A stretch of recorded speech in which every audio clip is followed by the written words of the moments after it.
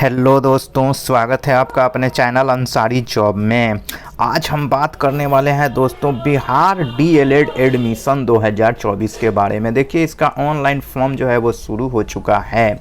तो चलिए दोस्तों, आपको बताते हैं कि कब से आप फॉर्म को भर सकते हैं, बाकी सब क्या प्रोसेस है इसमें। तो सबसे पहले हम यहाँ पे बात करेंगे दोस्तों इम्पोर्टेंट डेट्स की। तो देखिए, इम्पोर्टेंट डेट्स में हम बात करें तो एप्लीकेशन जो स्टार्ट हो चुका है वो 10 जनवरी 2024 से ये शुरू हो चुका है ऑनलाइन फॉर्म भरना।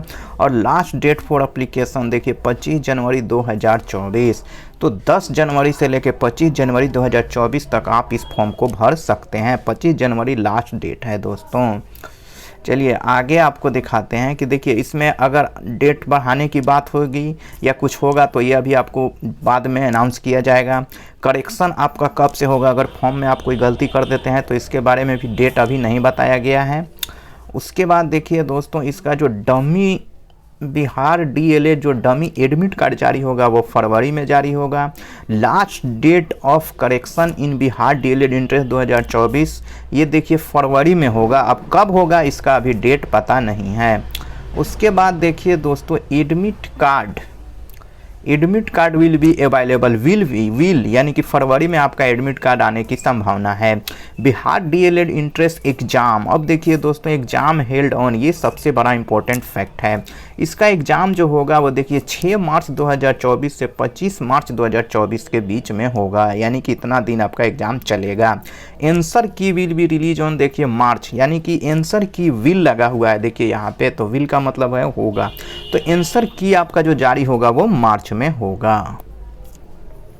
चलिए अब हम बात कर लेते हैं दोस्तों कि एप्लीकेशन फ़ी आपको कितना लगेगा। तो देखिए, एप्लीकेशन की फ़ी की बात करें हम तो यूआर यानी कि general, EBC, BC and OBC को देखिए कितना देना है, 960 रुपये देना है।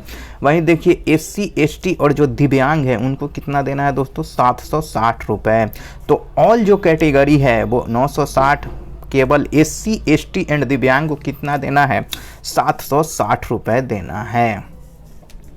अब चलिए हम बात कर लेते हैं दोस्तों कि आपके पास कौन कौन सा डॉक्यूमेंट्स होना चाहिए इस फॉर्म को भरने के लिए।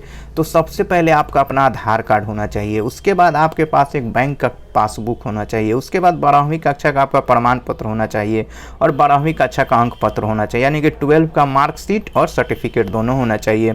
फिर देखिए 10वीं कक्षा का आपके पास सर्टिफिकेट होना चाहिए और 10वीं कक्षा का अंक पत्र यानी कि मार्कशीट होना चाहिए।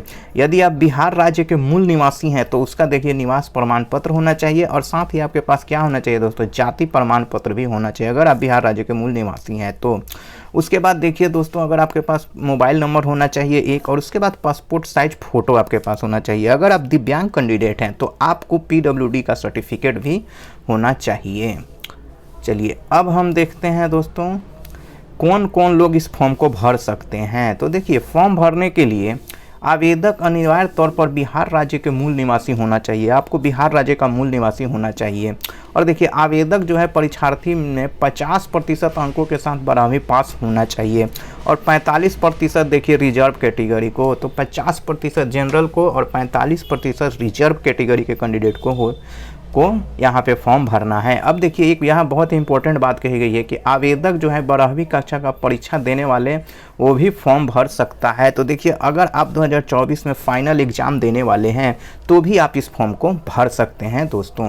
और देखिए, आवेदक की आयु कम से कम 17 साल होना चाहिए। वो भी कब तक दोस्तों, तो 1/1/2024 तक आपका 17 साल उम्र होना चाहिए, इससे कम नहीं होना चाहिए। तो ये तो हो गई दोस्तों योग्यता की बात। अब चलिए, अब देखिए एग्ज़ाम पैटर्न को अब हम यहाँ देख लेते हैं। तो देखिए, एग्ज़ाम जो आपका होगा वो 2.5 घंटे का होगा, यानी कि 230 आवर्स। एग्ज़ाम का मोड जो होगा वो सीबीटी होगा। और देखिए, क्वेश्चन जो होंगे वो एमसीक्यू टाइप के होंगे। और पेपर का देखिए लैंग्वेज जो होगा वो हिंदी एंड इंग्लिश दोनों लैंग्वेज में होगा। टोटल क्वेश्चन आपका देखिए कितना होगा, 120 होगा। टोटल मार्क्स देखिए कितना होगा, 120। 120 क्वेश्चन, 120 मार्क्स। और देखिए, यहाँ के निगेटिव मार्किंग इसमें नहीं है दोस्तों, निगेटिव मार्किंग नो। तो ये तो हो गए दोस्तों एग्ज़ाम पैटर्न की बात। अब चलिए यहाँ पे आपको दिखाते हैं कि कौन कौन से सब्जेक्ट होंगे। तो देखिए सामान्य हिंदी या उर्दू, तो जो लोग हिंदी लेंगे वो हिंदी, जो उर्दू लेंगे वो उर्दू। इससे 25 क्वेश्चन रहेंगे और 25 मार्क्स के होंगे। इसके बाद देखिए मैथ रहेगा 25 क्वेश्चन 25 मार्क्स। इसके बाद दोस्तों हम बात करते हैं, देखिए विज्ञान यानी कि साइंस 20 क्वेश्चन 20 मार्क्स। सामाजिक अध्ययन सोशल साइंस 20 क्वेश्चन 20 मार्क्स। सामान्य इंग्लिश 20 क्वेश्चन 20 मार्क्स। रीजनिंग देखिए 10 question 10 marks.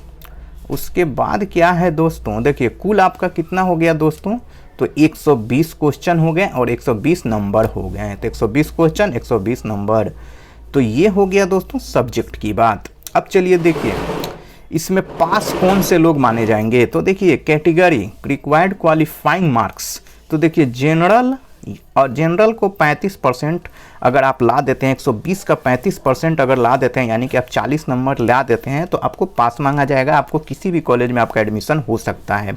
All reserve category, तो देखिए रिजर्व कैटेगरी के जो लोग हैं उनको 30% यानी कि 30% लाना है। 120 का 30% यानी कि 36 नंबर लाना है, तो आपका एडमिशन हो जाएगा दोस्तों। और एक बात समझ लीजिएगा, अगर आप इंट्रेंस एग्जाम में नहीं बैठते हैं तो आपका एडमिशन किसी भी कॉलेज में नहीं होगा।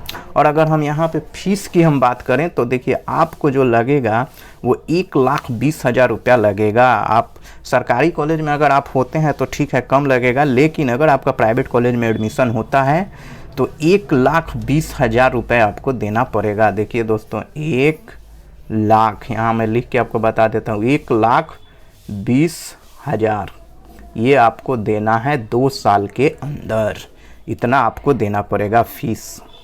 तो दोस्तों अगर ये वीडियो आपको अच्छा लगा है तो इस वीडियो को देखिए आप लाइक ज़रूर कर दीजिएगा और साथ ही शेयर कीजिएगा।